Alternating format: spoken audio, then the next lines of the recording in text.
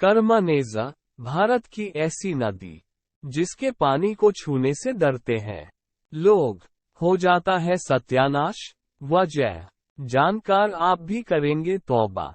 कर्सड river in India, Bharat में तमाम नदियां हैं। उन नदियों की अपनी एक कहानी और उनका इतिहास है। लेकिन क्या आपको पता है कि भारत में एक ऐसी भी नदी है जिसे शापित नदी माना जाता है। हालत यह है कि इस नदी के पानी को छूने से भी लोग डरते हैं।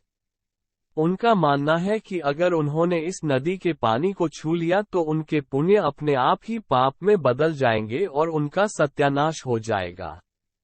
इस नदी के पीछे बहुत बड़ी कहानी है। आइए आज इस नदी के बारे में जानते हैं कि वह कौन सी नदी है और कहां-कहां से होकर गुजरती है।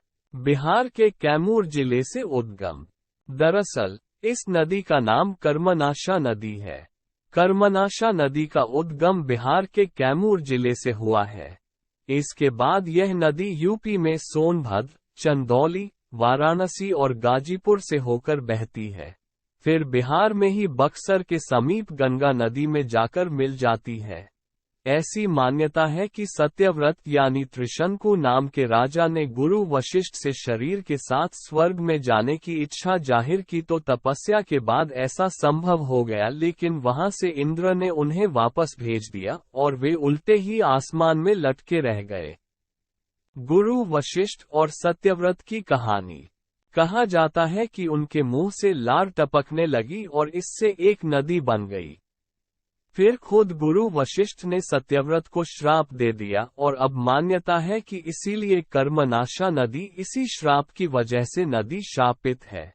कहा जाता है कि इस नदी के पानी को छू भर लेता है उसका बना बनाया काम भी बिगड़ जाता है। नदी की एक और कहानी।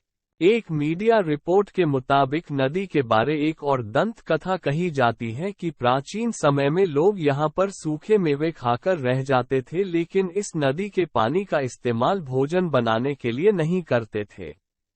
इतना ही नहीं, ये भी कहा जाता है कि कोई हरा भरा पेड़ भी इस नदी को छू ले तो वह भी सूख जाता है।